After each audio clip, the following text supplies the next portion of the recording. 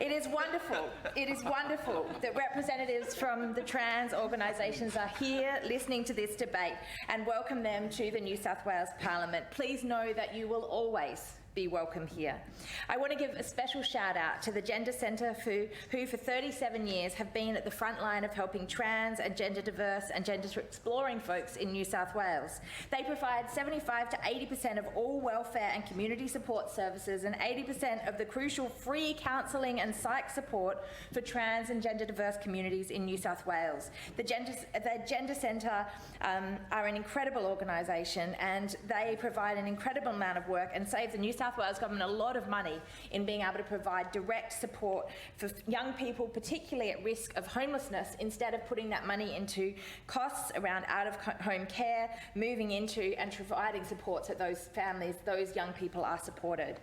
Right now, services like the Gender Centre are going it alone and doing it very tough, and they are really working hard to support disadvantaged members in our community and those struggling in rural and remote communities.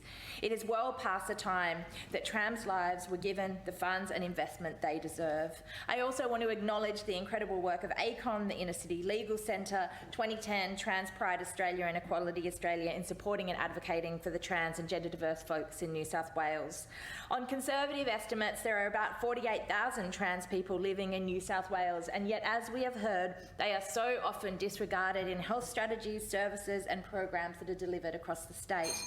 Meanwhile, in the context of widespread stigma, discrimination, marginalisation, research suggests that trans and gender diverse people are much at risk when it comes to serious health and mental health outcomes. And that is not okay. It cannot be ignored anymore. To the trans and gender diverse and non-binary folks in our community, I say we see you, we hear you, and we will do everything in our power to turn those statistics and those health outcomes around. Right now, these communities are under stark attack. Some of those attacks are coming from people inside this very building, whether it be in the form of proposed legislation, notices of motion, talkback radio or sensationalist TV commentary. Trans and gender diverse lives are being aggressively targeted, and trans experiences are being discounted and erased. As we chanted last week, as we marched down Oxford Street with the Community Action for Rainbow's Rights, when trans rights are under attack, what do? Stand up, fight back. We cannot be silent or weak on this issue. We cannot let the bullying go on unchallenged. Vilification and discrimination is damaging. It is dangerous, and it has real-world impacts. It is a matter of life and death.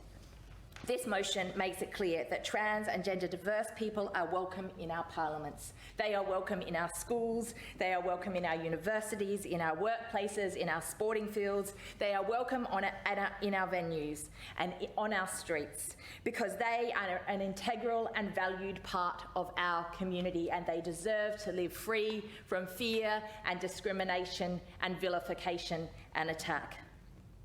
It is unacceptable, unconscionable that some people in this very building and others in high-profile positions here and around the globe feel that they can use their influence to undermine the rights of trans and gender diverse people. As the member for Newtown, I will continue to stand up against transphobia and bigotry in all its forms. And as the New South Wales Greens sex, sexuality, gender and gender identity spokesperson, I give our commitment, that the Greens' commitment, that we will continue to work for properly funded trans and gender diverse services, for research, advocacy and health programs, to remove provisions in Births, Deaths and Marriages Registration Act that blatantly ignore trans and gender diverse rights and experiences, and for a whole-of-government approach to stamping out transphobic bullying and discrimination in schools, workplaces, service provisions in New South Wales. And finally, to overhaul, in the interests of everyone in the community, the Anti-Discrimination Act in this state to properly protect trans and gender diverse communities from discrimination.